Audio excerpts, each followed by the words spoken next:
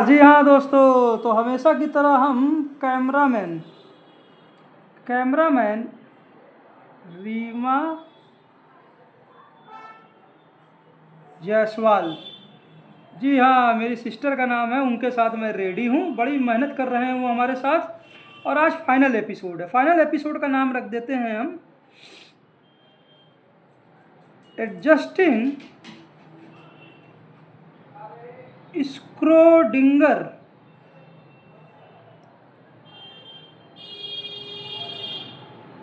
Wave equation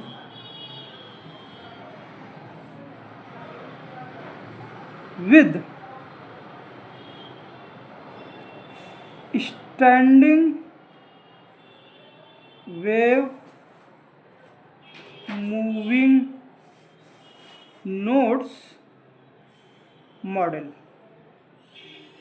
22 episode पहले बन चुके हैं और आज फाइनल अपेंडिक्स है, इसीलिए हम इसको 14 अपेंडिक्स पहले बन चुके हैं, आज 15 अपेंडिक्स है, जिसको हमने इस 15 अपेंडिक्स को फाइनल एपिसोड कहा है। और ये डेडिकेटेड किसको है? ऑफकोर्स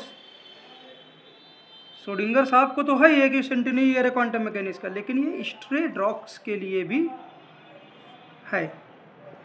और उम्मीद करेंगे सुप्रीम कोर्ट अपने फैसलों को और ह्यूमेन करेगा ना, और उनके लिए अच्छा करेगा। थैंक यू, अपने फैसलों को रिव्यू करेगा। चलिए अब चालू करते हैं, ज़्यादा समय वेस्ट नहीं करते हैं।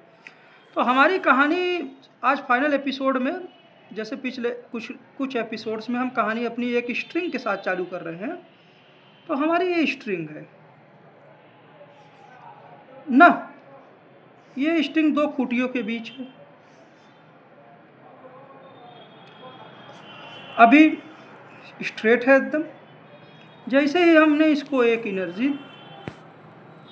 दी, एनर्जी ई दी, इस एनर्जी ये स्ट्रिंग एक्चुअली में क्या करेगी? वाइब्रेट करेगी, और ये मैक्सिमम जो वाइब्रेशन है एक्चुअली में इस तरह दिखेगा, इतना मैक्सिमम आप देख सकते हैं। इन्हीं दो खूंटियों के बीच अब लेंथ जो है स्ट्रिंग की बढ़ गई है।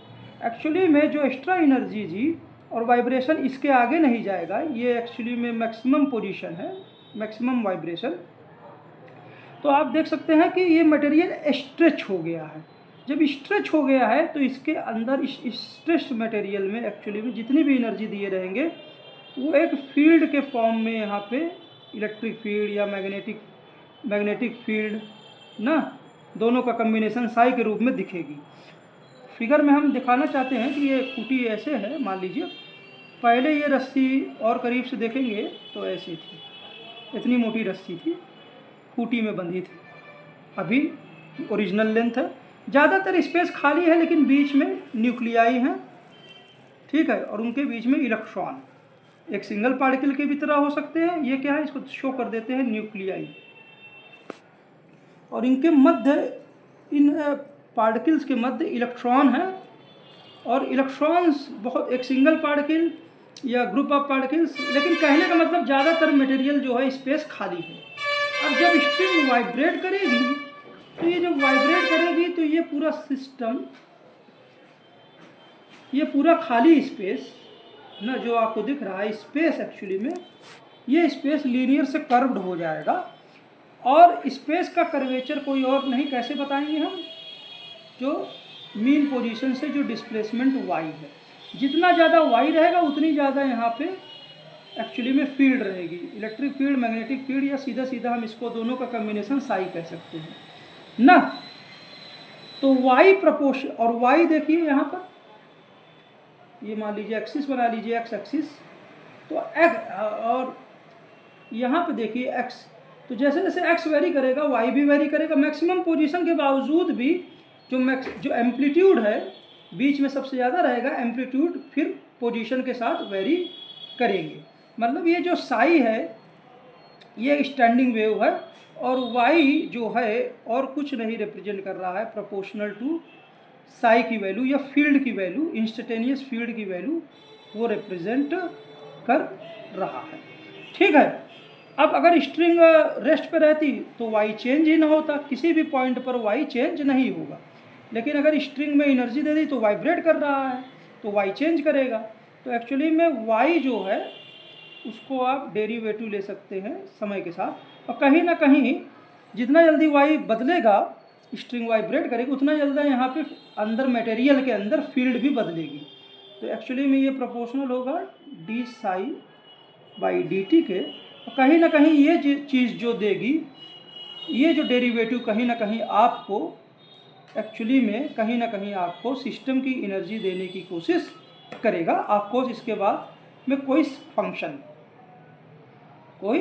फंक्शन ना, लेकिन ये सिस्टम की एनर्जी एक पैरामीटर है, जितनी एनर्जी दिए रहेंगे उतना ही मैक्सिमम वाइब्रेशन जाएगा, सिस्टम में उतनी ही एनर्जी एक्चुअली में रहेगी ना। तो एक पैरामीटर ये रहा। दूसरी चीज़ क्या आप देख सकते हैं, वाई जो है, जो डिस्प्लेसमेंट है मीन पोजीशन से, वो पोजीशन का भी फंक्शन है। तो एक्चुअली में साई जो रहेगा, इसी तरह हम वाई को एक्चुअली में किसी भी समय एक्स के रेस्पेक्ट में डेरिवेटिव लेंगे, तो इसका मतलब है ये प्रोपोर्शनल है कि साई को हम एक्स के रेस्पेक्ट में डेरिवेटिव ले रहे हैं। और कहीं ना कहीं ये सिस्टम एक्चुअली में वाई का एक्स के साथ अगर डेरिवेटिव लेंगे किसी भी समय, तो एक्चुअली में सिस्टम का शेप देगा या स्पेस का कर्वेचर देगा, और इसी कर्वेचर के आधार पर हर एक पार्टिकल फोर्स फील करेगा। मैक्सिमम पोजीशन पे कर्वेचर वाई जब मैक्सिमम हो जाएगा तो कर्वेचर इस तरह का हो जाएगा, सारी एनर्जी फील्ड में हो जाएगी, पार्टिकल रेस्ट में रहेंगे, और यही फील्ड वास्तव में फिर पार्टिकल को वापस खींचेगा, मतलब मोमेंटम देगा। तो एक्चुअली में ये जो है डेवर साई बाई डेवर एक्स एक्चुअली में आपको कहीं ना कहीं ये मोमेंटम देना चाहिए। जो दूसरा पैरामीटर है किसी भी क्लोज सिस्टम का, ये भी दूसरा सेकंड पैरामीटर है आपको कोई फंक्शन के साथ, ठीक है ना। इतना तो आप समझ गए। लेकिन हम जानते हैं जैसे स्टैंडिंग वेव है तो इसकी इक्वेशन कैसे लिखते हैं, वाई के रूप में कैसे लिखते हैं। वाई के रूप में आप कैसे लिखेंगे, सीधी सी बात है कि यहाँ पे किसी भी पॉइंट पे अगर वाई लेंगे, किसी भी पॉइंट पे, तो वाई जो होगा एक्चुअली में जो भी अलग अलग पॉइंटों पर मैक्सिमम एम्पलीट्यूड होगा वही तो घटेगा बढ़ेगा ना। तो मैक्सिमम एम्पलीट्यूड जो है वो मान लीजिए ए नॉट है, और वो पोजीशन का फंक्शन है, ठीक है। अलग अलग पॉइंट पे अलग अलग एम्पलीट्यूड है, यहाँ पे कुछ और है, यहाँ पे कुछ और है, यही घटेगा बढ़ेगा। तो ये समय के साथ बढ़ेगा e टू दी पावर, मतलब एक समय के साथ इसको एक फंक्शन टाइम के साथ आप जोड़ सकते हैं ना, आप इस तरह से लिख सकते हैं। अच्छा, ये बात तो आप समझ गए कि कैसे स्टैंडिंग में लिखेंगे। इसी तरह से अगर इस मटेरियल में आप देखिए नोट के फ्रेम से यहाँ से देखेंगे तो स्ट्रिंग ऊपर नीचे वाइब्रेट कर रही है, लेकिन आप अगर मटेरियल के फ्रेम से देखेंगे, मटेरियल के फ्रेम से देखेंगे तो एक्चुअली में नोट्स ऊपर नीचे वाइब्रेट करेंगे ना। इस फ्रेम से देखेंगे तो नोट्स ऊपर नीचे वाइब्रेट करेंगे, और अगर नोट्स के फ्रेम देखेंगे तो मटेरियल ऊपर नीचे वाइब्रेट करेगा। रियल सिस्टम दोनों तरह की चीज़ें शो कर सकता है। कहने का मतलब क्या है कि नोड भी कुछ, दो नोड बना लीजिए, ये भी कुछ वाइब्रेट करे ऊपर नीचे और कुछ अगल बगल, जिससे कि स्पेस का कर्वेचर जो है वो बदल सके, वॉल्यूम भी बदल सके और शेप भी बदल सके ना। तो अगर रियलिटी में नोड्स पूरी तरह फिक्स ना हो, कुछ वाइब्रेट करें, और उनके बीच में जो मीडियम है इस आधार पर वो क्या हो, उसका वॉल्यूम भी कम हो और कर्वेचर भी बदले, तो इस तरह का भी सिस्टम हो सकता है। या इसी में आप कुछ मत करिए, जो ये रस्सी है, इस रस्सी के सारे क्या बोलते हैं न्यूक्लियाई को एक तरफ ले आइए, सारे न्यूक्लियाई को एक तरफ ले आइए स्ट्रिंग को, और इससे न्यूक्लियस बना दीजिए जो हैवी है। अब ये बहुत कम वाइब्रेट करेगा, अब ये बहुत कम वाइब्रेट करेगा, और जो इलेक्ट्रॉन है उसको इधर लाने की कोशिश करिए। कम से कम इतना ले आइए कि सिस्टम किस तरह से दिखे कि एक हैवी न्यूक्लियस जो अपनी जगह पे है, एक नोड जो अपनी जगह पे है, और उसके बाद ये रीजन में इलेक्ट्रॉन ही बचे हैं, इलेक्ट्रॉन का नेगेटिव चार्ज ही बचा है ना। और इसका ज़्यादातर मास आप यहाँ पे ले आइए जितना भी ला सकते हैं, बाकी कुछ मास अभी भी अगल बगल स्प्रेड मानिए, इस मास के अराउंड स्प्रेड मानिए। अब इसके अराउंड आप, अब ये वाइब्रेट कर रहा है, ये सिस्टम वाइब्रेट कर रहा है, ये भी वाइब्रेट कर रहा है, और जो ये इलेक्ट्रॉन का बहुत थोड़ा थोड़ा मास है, इसको इलेक्ट्रॉन क्लाउड कहिए, ये भी एक्चुअली में ये भी स्ट्रिंग की तरह वाइब्रेट कर रहा है ना। तो इस तरह से आप सिस्टम सोच सकते हैं। तो जैसे मैंने कहा कि इस पूरे स्पेस में क्या है, क्योंकि हमने बताया ना कि स्ट्रिंग के स्पेस में मैक्सिमम डिस्प्लेसमेंट, तो स्ट्रिंग में फील्ड मैक्सिमम हो गई। जैसे स्ट्रिंग वापस आएगी तो फील्ड जीरो हो जाएगी, पार्टिकल की काइनेटिक एनर्जी सबसे ज़्यादा बढ़ जाएगी। तो मटेरियल के फ्रेम में देखने पर एक्चुअली में आपको हमेशा एक स्टैंडिंग वेव मिलेगी, वो साई के फॉर्म में मिलेगी, और वो जो साई रहेगा वो साई वो स्टैंडिंग वेव के फॉर्म रहेगा। मतलब साई किसका फंक्शन रहेगा एक्चुअली में, अलग अलग पोजीशन पे साई की वैल्यू अलग अलग रहेगी, साई की पोजीशन अलग अलग रहेगी, मतलब पोजीशन एक्स के साथ ये वेरी करेगा इसका मैग्नीट्यूड। और इस साई के एक्चुअली में जो फील्ड साई है, एक्चुअली में इस साई के दो कंपोनेंट हैं। दो कंपोनेंट इसलिए क्योंकि आप न्यूक्लियस है और ये रीजन है, रीजन में मान लीजिए एक मेजर नोड इलेक्ट्रॉन का ज़्यादातर मास यहाँ है, और चार्ज या छोटा छोटा चार्ज इलेक्ट्रॉन का इस तरह स्प्रेड है ना।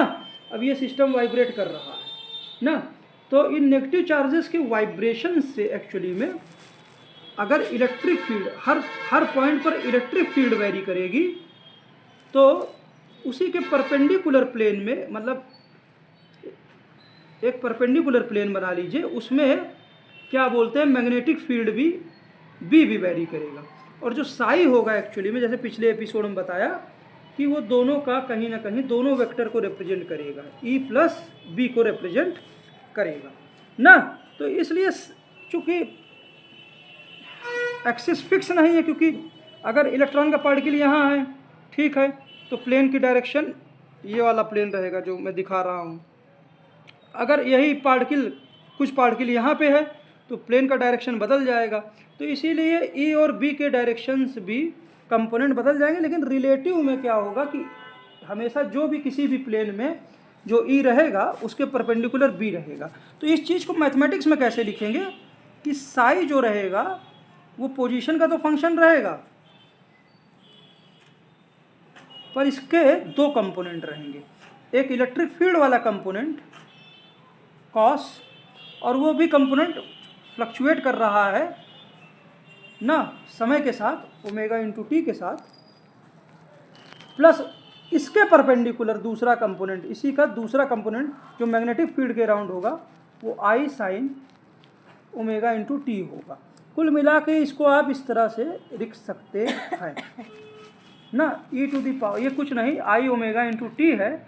चूँकि आप नेचुरली जब वेव इक्वेशन लिखते हैं तो आप जो फैक्टर लेते हैं साइन या कॉस में, कोई भी वेव स्टैंडिंग वेव भी बनी रहती है तो ज़्यादातर आप के x minus omega into T लिखते हैं।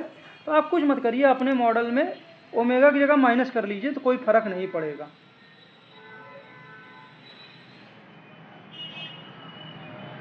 ई to the power minus i omega into t, इस तरह से लिख लीजिए।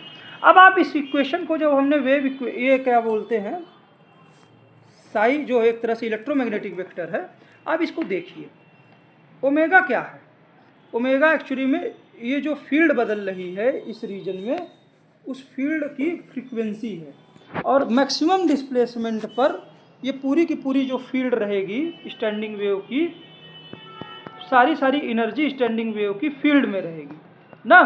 और फील्ड की तो मान लीजिए पूरी की पूरी जो सिस्टम की एनर्जी है, किसी भी वक्त देखेंगे तो एनर्जी दो पार्ट में रहेगी।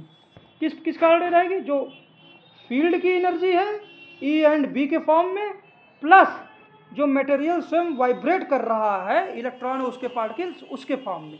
तो किसी भी समय जो सिस्टम की एनर्जी जो लिख सकते हैं एक्चुअली में, वो हमेशा इसी तरह जितनी भी एनर्जी दिए रहेंगे वही सिस्टम की एनर्जी है E, और वो टोटल एनर्जी जो रहेगी किसी भी समय वो दो फॉर्म में, potential energy plus kinetic energy.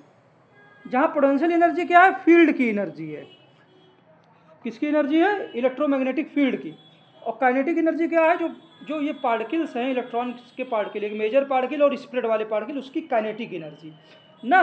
अच्छा, समय के साथ फील्ड बदलेगी तो पोटेंशियल एनर्जी भी बदलेगी, और इसी के साथ काइनेटिक एनर्जी बदलेगी, लेकिन टोटल सम वही रहेगा। मज़े की बात यह है कि श्रोडिंगर साहब के अनुसार टोटल एनर्जी तो वही है, लेकिन यहाँ पे एक्स क्या है, एक्स कुछ और नहीं है एक्चुअली में। ये जो पार्टिकल वाइब्रेट कर रहा है ना, ये जो पार्टिकल वाइब्रेट कर रहा है, कभी पार्टिकल ये न्यूक्लियस के पास होगा, कभी न्यूक्लियस से दूर होगा ओवरऑल वाइब्रेशन में, तो उसी अनुसार क्या बोलते हैं, फील्ड की एनर्जी कम रहेगी ज़्यादा रहेगी, उसी अनुसार ये वेरी करेगा, और उसी के अनुसार ये पार्टिकल की काइनेटिक एनर्जी भी वेरी करेगी। तो कुछ इस तरह से आप इस चीज़ों को समझ सकते हैं ना। अब आप कुछ मत करिए, ये इक्वेशन को देखिए। अब ये जो इक्वेशन है, इस इक्वेशन को देखिए। हमने जैसे कहा ना कि अगर टाइम के रेस्पेक्ट में डेरिवेटिव लेंगे साई का, तो एक्चुअली में ये क्या आ जाएगा, माइनस आई ओमेगा, फैक्टर बाहर आ जाएगा, और चूंकि ये केवल एक्स पे डिपेंडेंट है तो ये वेक्टर साई पोजीशन, और ये पूरा फंक्शन रिपीट हो जाएगा, e to the power minus i omega into t हो जाएगा। ठीक है, बहुत अच्छा। अब आप कुछ ना करिए, इस माइनस आई ओमेगा, अब इसको आप, ये क्या है एक्चुअली में पुराना फंक्शन है, फिर से ये फंक्शन रिपीट हो गया। अच्छा, ये क्या है, माइनस आई ओमेगा की जगह आप क्या लिख सकते हैं, 2 पाई म्यू साई। म्यू क्या है, वही जो स्टैंडिंग वेव की फ्रीक्वेंसी ना, ये क्या थी, एंगुलर फ्रीक्वेंसी थी। ठीक है ना।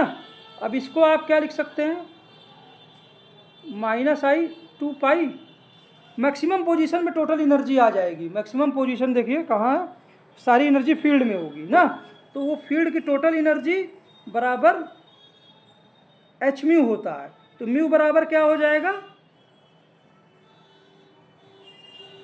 Total energy by H.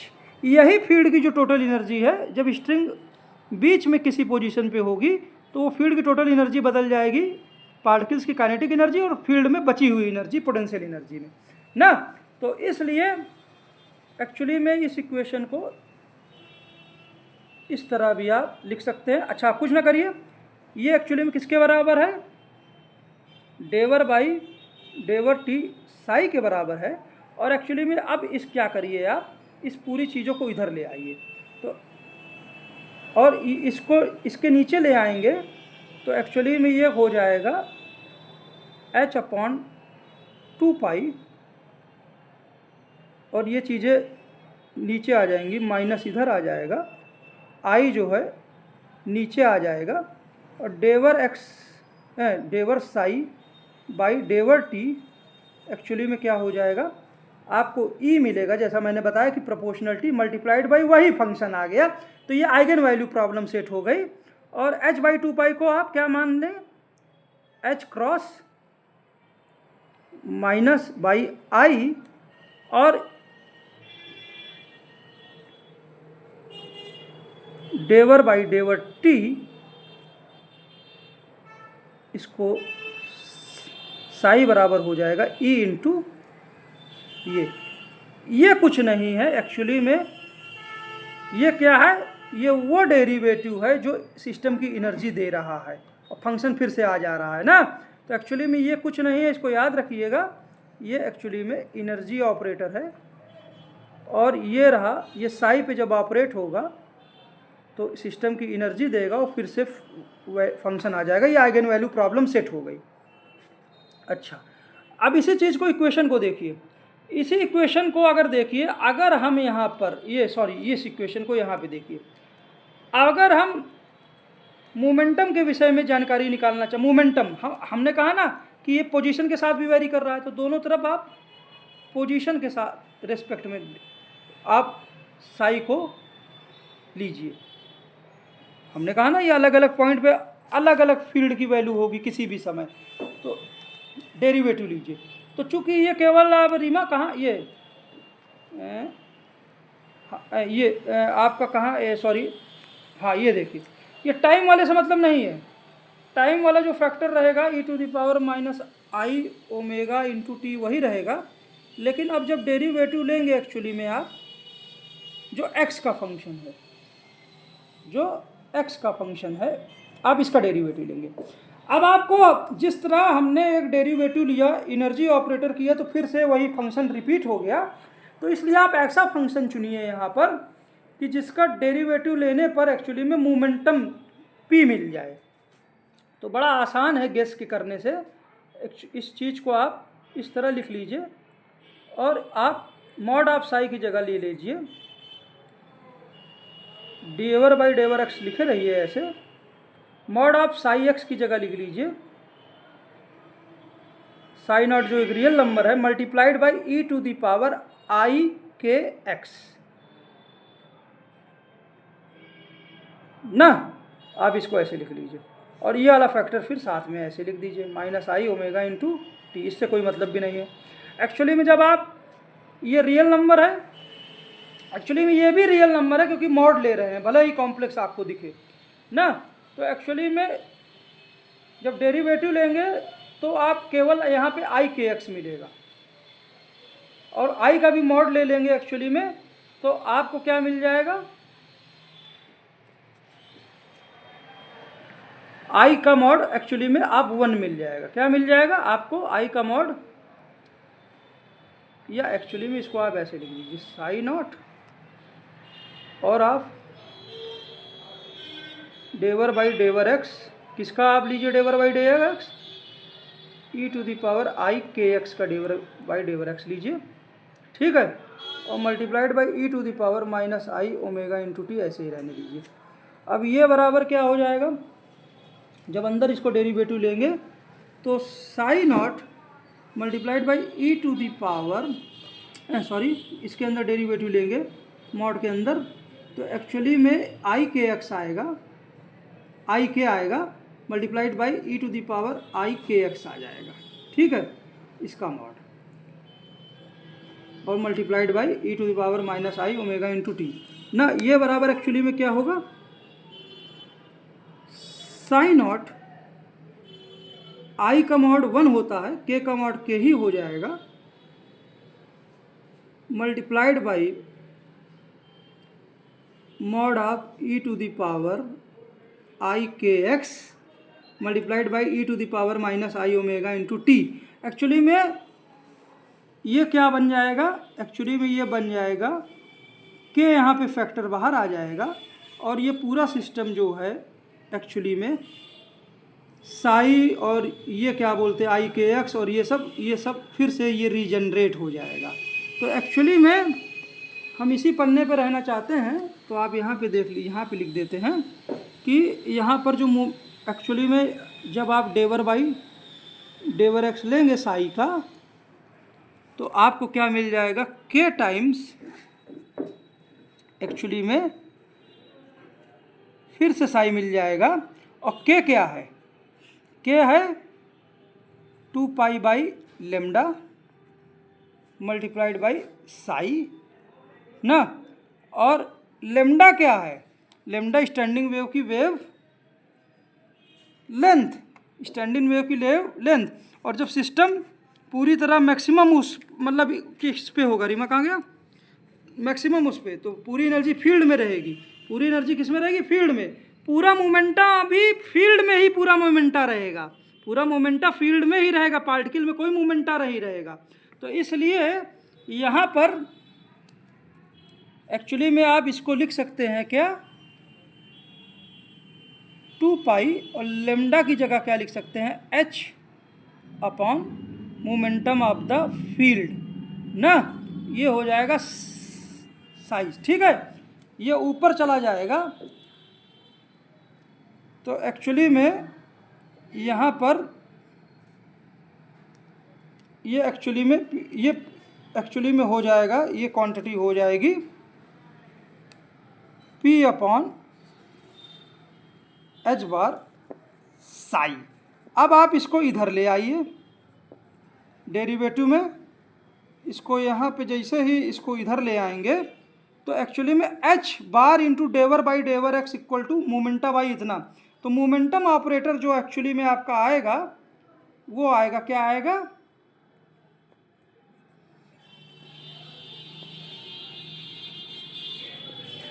H bar डेवर by डेवर एक्स, ये मोमेंटम ऑपरेटर आ जाएगा। ये याद रखिएगा ये फैक्टर ना। अब देखिए हमने कहा ना कि एनर्जी किसी भी समय सिस्टम की क्या रहेगी, ई बराबर क्या रहेगी, potential energy plus kinetic energy. अब दोनों तरफ साई से गुणा कर दीजिए,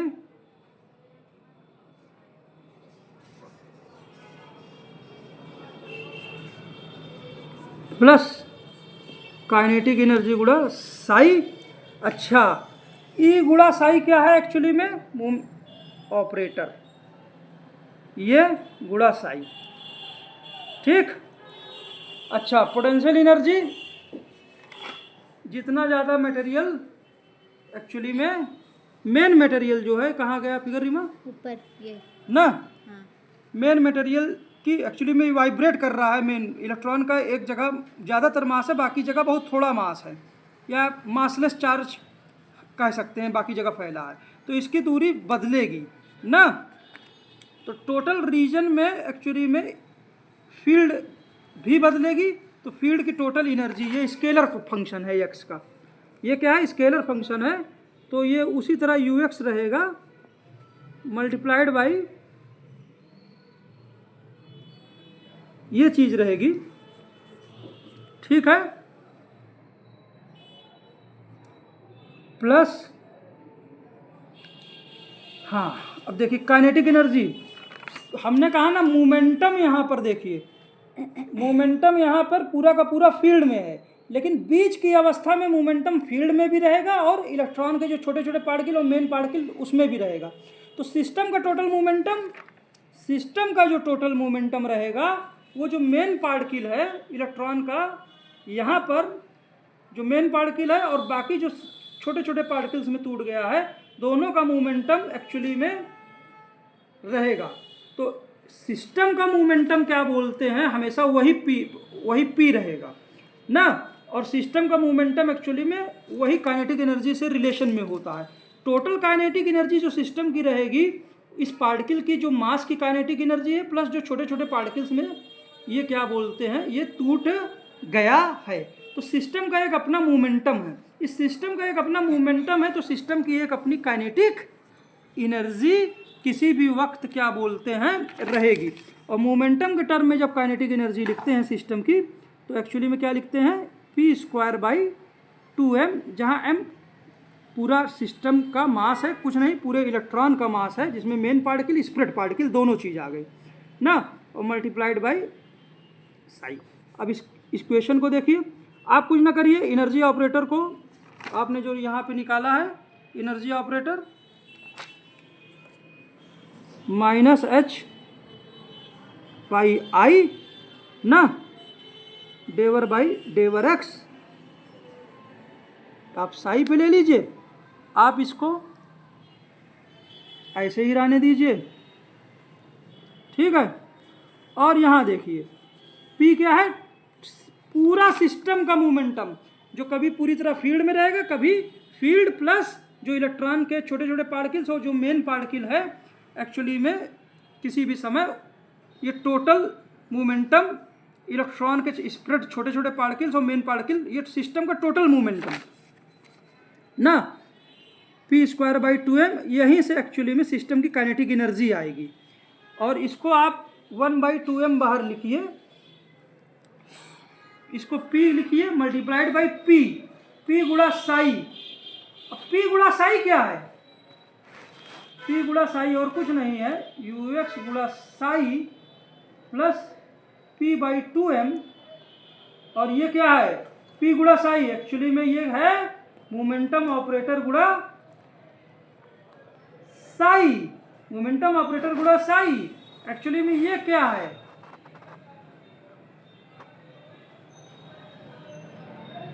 ये है क्या, P/2m। मोमेंटम ऑपरेटर क्या है, रिमा कहाँ निकाला मोमेंटम ऑपरेटर, ये P/h बार, ना, सॉरी, ये निकाला है मोमेंटम। पी इज इक्वल, हाँ लेमडा, हाँ, ये एच बार इंटू डेवर बाई डेवर एक्स। देखिए, ये 8 की स्टूडेंट है रीमा जायसवाल, लेकिन इसको समझ में आ रहा है ना, तो आप लोगों को नहीं समझ में आएगा। तो एक्चुअली में एच बार है ना, मल्टीप्लाइड बाई डेवर बाई डेवर एक्स, ठीक है। और ये साई, अब आप कुछ ना करिए, इस पी को अंदर ले यहाँ पे ले आइए, क्योंकि ये पी तो कांस्टेंट है। तो एक्चुअली में इक्वेशन चेंज हो जाएगी, यू एक्स गुणा साई प्लस एच को बाहर ले आइए, एच बार अपॉन 2m डेवर बाई डेवर एक्स पी गुणा, फिर से वही चीज़ आ गई। तो एक्चुअली में ये हो जाएगा यू एक्स गुणा Sai plus h bar upon 2m, और ये क्या है, वही मोमेंटम ऑपरेटर, फिर से डेवर बाई डेवर एक्स लिखे रहिए, और ये क्या हो जाएगा, फिर से वही equivalent to momentum operator on psi, और ये बराबर हो जाएगा U x psi plus h bar upon 2m डेवर बाई डेवर एक्स, और ये क्या हो जाएगा एक्चुअली मेरी माँ, एच बार फिर से डेवर बाई डेवर एक्स साई, एच को बाहर ले आइए, तो एक्चुअली में पी कहाँ गया, पी अबे हो गया ना, पी की जगह ऑपरेटर शिफ्ट कर दिया, अच्छा। ठीक है ना। तो यहाँ पर एक्चुअली में आप देखिए, total equation minus h bar upon i डेवर बाई डेवर टी साई बराबर यू एक्स साई प्लस, इस एच को बाहर ले आएंगे तो h bar square upon 2m डेवर बाई डेवर एक्स का स्क्वायर गुणा साई। देखिए, हमारी मैथ अच्छी नहीं है, लेकिन किसी तरह से हम क्या बोलते हैं, इक्वेशन को सेटअप करने की कोशिश। अब इसका इंटरप्रिटेशन क्या है, हमने फिजिकल इंटरप्रिटेशन देने की कोशिश की। एक्चुअली में इक्वेशन का फिजिकल इंटरप्रिटेशन ये है कि न्यूक्लियस है, और न्यूक्लियस में के बाहर इलेक्ट्रॉन है जिसका मास m है, और इलेक्ट्रॉन में चार्ज वो है ना।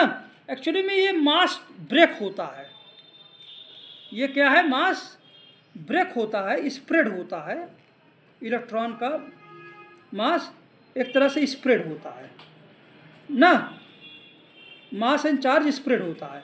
लेकिन फिर भी एक, चूंकि वाइब्रेटिंग नोड बनाना है यहाँ पर, तो कुछ मेन मास यहाँ पे रह जाता है, और यही क्या बोलते हैं, मेन मास वाइब्रेट करता है अपने बचे हुए चार्ज के कारण।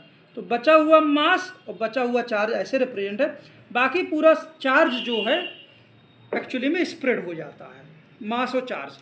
आइडियली में ये सिस्टम बनता कैसे, कोई भी जो न्यूक्लियस है, ये न्यूक्लियस है, और एक क्या बोलते हैं, इलेक्ट्रॉन प्लस उसका स्प्रेड ना, इलेक्ट्रॉन प्लस उसका स्प्रेड। एक्चुअली में कोई भी सिस्टम बनता कैसे, एक्चुअली में फोटॉन से बनते हैं। जैसे पिछले, हम ज़्यादा डिटेल नहीं जाएंगे, लेकिन कोई भी सिस्टम फोटॉन से बनते हैं, स्टैंडिंग फोटॉन से। अगर आप दो फोटॉन को कोलाइड करेंगे तो पहले स्टैंडिंग फोटॉन बनेगा, कई फोटॉन और ले आएंगे, तो वो कई स्टैंडिंग फोटॉन जब आपस में कोलाइड करेंगे तो एक्चुअली में सिस्टम बनेगा। एक फोटॉन और कुछ नहीं, जो सी की स्पीड से एक चलता फिरता वाइब्रेशन है ना, ऊपर एम्पलीट्यूड नीचे एम्पलीट्यूड, ये फोटॉन की लाइन, ये सी की स्पीड से जा रहा है। एक्चुअली में इक्विवेलेंट क्या है, positive charge negative charge, positive charge, alternative positive और नेगेटिव चार्ज हैं, ये बाहर जाते हैं। एक्चुअली में ये क्या है, ये जो गोले देख रहे हैं आप, ये और कुछ नहीं है, इसके अंदर पॉजिटिव छोटे छोटे पार्टिकल्स हैं, मासलेस चार्ज। ये एक्चुअली में किससे भरा हुआ है, मासलेस चार्ज पार्टिकल्स से भरा हुआ। और ये फैब्रिक किससे बना हुआ है, फैब्रिक जो बना हुआ है एक्चुअली में वो ग्रेविटॉन के न्यूट्रल पार्टिकल से बना है, अंदर भी ग्रेविटॉन के न्यूट्रल पार्टिकल हैं, ठीक है, ये फोटॉन, और इसी के साथ ये दूसरा नेगेटिव चार्ज भी, negative massless charge particle, positive charge का फिर अगली बॉल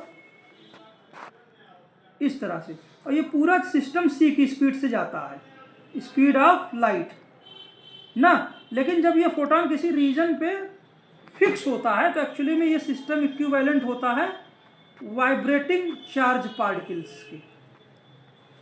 अब सारे पार्टिकल्स जो हैं ये प्लस वाले, जिसमें ग्रेविटॉन भी है, छोटे छोटे मासलेस पार्टिकल्स, न्यूट्रल, माइनस, पिछले मॉडल के आपको देखना पड़ेगा, जाना पड़ेगा ना। ये अल्टरनेटिव वे में स्टैंडिंग फोटॉन में एक्चुअली में ये वाइब्रेट करते हैं किन्हीं दो पॉइंटों के बीच में ना। अब यहीं पे जब दो तरह के स्टैंडिंग फोटॉन, एक स्टैंडिंग फोटॉन और इसी के साथ दूसरा स्टैंडिंग फोटॉन ना, यहाँ पे आइए देखिए, एक स्टैंडिंग फोटॉन और इसी के साथ इसी रीजन में ये स्टैंडिंग फोटॉन मान लीजिए, ये मान लीजिए टेल एंड है, नेगेटिव वाला चार्ज जो वाइब्रेट कर रहा है ऊपर, उसके बगल ये पॉजिटिव वाला नीचे, नेगेटिव वाला फिर ऊपर, किसी एक समय अल्टरनेटिव में अरेंजमेंट वाइब्रेट करेंगे तो पॉजिटिव वाला नीचे ना। ये टेल एंड है फोटॉन का, हम मान लेते हैं। और इसी रीजन पे अगर दूसरा स्टैंडिंग फोटॉन भी ओवरलैप करने लगता है, ये क्या है, ये टोटल है एक्चुअली में फर्स्ट स्टैंडिंग फोटॉन ना।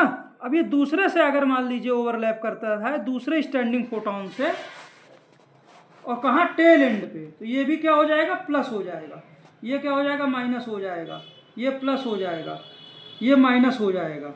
ये क्या है सिस्टम रीमा, ये एक्चुअली में second standing photon, second minus standing photon ना। जब ओवरलैप करेंगे तो चूंकि पॉजिटिव चार्जेस ओवरलैप कर रहे हैं, आपको इससे सब में ग्रेविटॉन होगा, सब में, पूरे सिस्टम में, तो ये जब ओवरलैप करेंगे तो एक्चुअली में ये इस पूरे रीजन पे डेंसिटी ही पॉजिटिव चार्जेस की इतनी ज़्यादा हो जाएगी कि इस ओवरलैप से पॉजिटिव मासलेस चार्जेस के एक्चुअली में सारा का सारा जो पॉजिटिव चार्ज रहेगा, सारा का सारा जो पॉजिटिव चार्ज रहेगा, कहाँ पे ओवरलैप करा रही हूँ, देखिए देखने में बीच में ना, यहाँ पे ओवरलैप करा तो सारा का सारा पॉजिटिव चार्ज जो रहेगा वो एक्चुअली में इसी सेंटर की तरफ भागेगा, ठीक, इसी सेंटर की तरफ ना। और इसी की तरह से नेगेटिव चार्ज रहेगा वो इस बल्ज की तरफ भागेगा। तो ओवरऑल पॉजिटिव चार्जेस दोनों फोटॉन के, या आप पूरे सिस्टम को हम सिंप्लीफाई कर देते हैं कि पॉजिटिव चार्जेस न्यूक्लियस में आ जाएंगे, और जो एक तरह से इधर वाला जितना पॉजिटिव लोब्स हैं वो ख़त्म हो जाएंगे, तो एक्चुअली में, और ये नेगेटिव वाले लोब बड़े हो जाएंगे, तो ये न्यूक्लियस तो बन जाएगा, लेकिन उसके तरफ क्या बोलते हैं, अब केवल नेगेटिव लोब ही बचेंगे। एक्चुअली में न्यूक्लियस में तो ये न्यूक्लियस तो बन गया, लेकिन अब यहाँ पर केवल नेगेटिव लोब ही बचेंगे, फोटॉन्स के जो नेगेटिव लोब्स हैं ना। एक्चुअली में बहुत कम एरिया में जब ज़्यादा ओवरलैप होगा तो सब कुछ न्यूक्लियस में क्वार्क्स मतलब क्वार्क्स वास्तव में ये प्रोटॉन को जन्म देगा। तो न्यूक्लियस में प्रोटॉन मास मतलब आ जाएगा, और जो स्प्रेड होगा वो केवल नेगेटिव चार्जेस के ही लोब्स बचेंगे। तो एक्चुअली में इलेक्ट्रॉन एक तरह से इस पूरे रीजन में नेगेटिव मासलेस चार्ज पार्टिकल के साथ स्प्रेड हो जाएगा। क्या हो जाएगा? स्प्रेड हो जाएगा। ऑफ कोर्स जब ये लोब बड़े होंगे, देखिए जब नेगेटिव वाला अंतिम वाला लोब मान लीजिए बड़ा हो गया और कोई दूसरी स्ट्रिंग भी है और दोनों वाइब्रेट, अगर दोनों यहाँ पे देखिए कहाँ पे रीमा ओवरलैप हो रहा है, लेकिन ये लोब बड़ा हो गया। कहने का मतलब है कि फिगर को अगर अच्छे से देखिए, यहाँ पर ये न्यूक्लियस है, न्यूक्लियस तो बन गया पॉजिटिव चार्ज, और ये क्या बोलते हैं, स्प्रेड भी हो गया नेगेटिव चार्ज, लेकिन ये छोटे छोटे नेगेटिव लोब से बना हुआ है, ठीक है ना, एक तरह से पूरा नेगेटिव चार्ज है, लेकिन ये बड़ा वाला लोब सबसे ज़्यादा नेगेटिव है। और इसी तरह से एक दूसरी स्ट्रिंग आती है स्टैंडिंग फोटॉन की, ये इधर बना लेते हैं ना, ये स्प्रेड है, लेकिन ये बड़ा वाला लोब जैसे ही ओवरलैप करेगा तो एक्चुअली में सिस्टम किस तरह से दिखेगा, सिस्टम इस तरह से दिखेगा कि न्यूक्लियस है और एक स्ट्रिंग आपको ऐसे भी दिखेगी कि स्प्रेड हो गया है एक एरिया में नेगेटिव मासलेस इलेक्ट्रॉन इस जगह पे, और जिस जगह ये नेगेटिव ओवरलैप हो रहा है वहाँ पे आपका बचा हुआ इलेक्ट्रॉन का मास m डैश और बचा हुआ इलेक्ट्रॉन का चार्ज यहाँ पे केंद्रित हो जाएगा। हमने पहले ही अपनी थ्योरी में बताया था कि कोई भी पॉइंट अगर चार्ज पार्टिकल है तो वो अकेला नहीं रहता है, उसके साथ मासलेस चार्ज पार्टिकल्स की अगल बगल क्या रहती है, फील्ड रहती है। क्या रहती है, फील्ड। जैसे हम बोलते हैं ना कि कोई पॉइंट चार्ज है, मान लीजिए ये नेगेटिव चार्ज है, पॉइंट चार्ज, तो ये अकेला नहीं, इसके बगल फील्ड है, और वो फील्ड किससे भरी हुई है, वो फील्ड भरी हुई है इसी के मासलेस नेगेटिव चार्ज पार्टिकल्स से ये पूरी की पूरी फील्ड भरी होती है, वो अकेला नहीं होता है। और यही क्या बोलते हैं, चारों तरफ इसको घेरे रहते हैं ये नेगेटिव मासलेस चार्ज पार्टिकल, जो एक्चुअली में फील्ड बनाते हैं। और ये बंधे क्यों रहते हैं, क्योंकि ये कहीं ना कहीं इनके बीच में ग्रेविटॉन पार्टिकल्स भी थे, और जहाँ पे सबसे ज़्यादा ग्रेविटॉन इकट्ठा हुआ वहाँ तो रियल मास आ गया, मतलब रियल मास, और जिस चार्ज में मास है इसलिए वो चार्ज भी रियल हो गया। लेकिन मासलेस चार्ज पार्टिकल को आप ट्रैक नहीं कर सकते, इसलिए ये चार्ज जो रहेगा कहने को तो वर्चुअल रहेगा, लेकिन ये है रियल, लेकिन ये मासलेस पार्टिकल्स हैं। लेकिन ये पूरे के पूरे कहाँ फंसे हुए हैं, ग्रेविटॉन जो न्यूट्रल मास लेस पार्टिकल्स हैं, ये मतलब जो ये जब आपस में मिलते हैं ये चार्ज पार्टिकल रिपेल करेंगे, तो इनको एक्चुअली में इन दोनों मासलेस चार्ज पार्टिकल को कौन जोड़ता है, मासलेस ग्रेविटॉन। तो एक्चुअली में पूरा सिस्टम अगर एक इलेक्ट्रॉन है बचे हुए मास के साथ जो हमको दिखता है, मसे हुए चार्ज के साथ, और किसी पॉइंट पर है, वो किसी पॉइंट पर है कुछ पार्टिकल के फॉर्म में, और चार्ज के इसका मास ये है, चार्ज ये, तो ये सराउंड है क्या, मासलेस नेगेटिव चार्ज के साथ ये सराउंड है।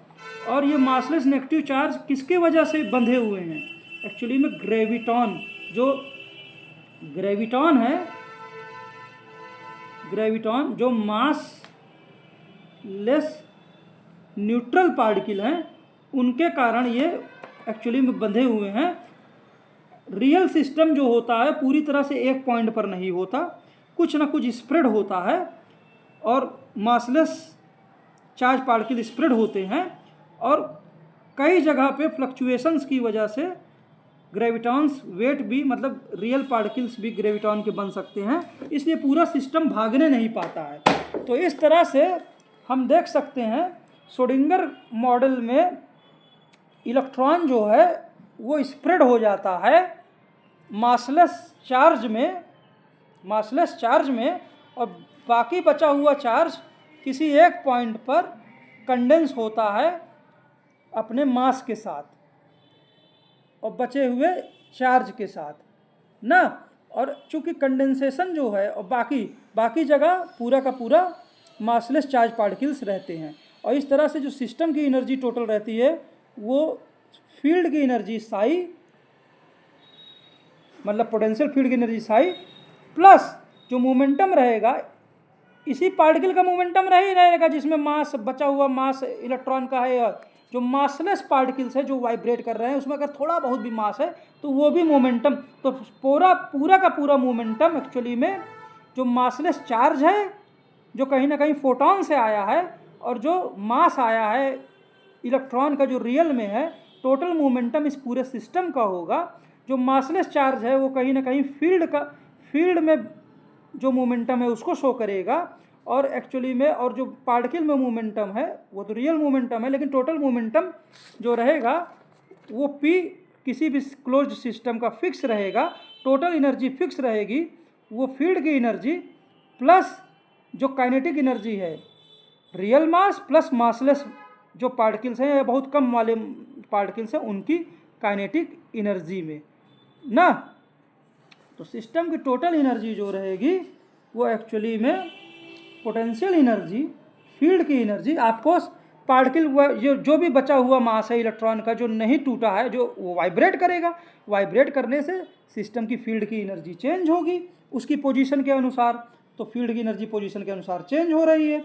एक्स क्या है? एक्स वो पोजीशन है जहाँ पे बचा हुआ पार्टिकल प्रेजेंटली किसी इंस्टेंटेनियस समय पे मौजूद है, और जिस समय मौजूद है उस समय एनर्जी फील्ड की ये है, प्लस टोटल जो मोमेंटम सिस्टम का है जिस समय उसका बचा हुआ मास वहाँ मोमेंटम है, और जो मासलेस चार्ज पार्टिकल्स हैं उनके जो मोमेंटम के कारण जो काइनेटिक एनर्जी है वो p²/2m है। तो इस तरह से श्रोडिंगर इक्वेशन डेवलप होती है, और फिर इसको दोनों तरफ साई से गुणा कर देते हैं, और फिर ऑपरेटर में हमने बताया कैसे शो करते हैं उस तरह। तो इस तरह से हमने चीज़ों को, फोटॉन को भी हमने समझाया। फोटॉन क्या है? अल्टरनेटिव चार्ज पार्टिकल्स से बना हुआ है, जो मासलेस चार्ज पार्टिकल्स हैं छोटे छोटे, उसके अंदर ग्रेविटॉन के भी पार्टिकल्स हैं।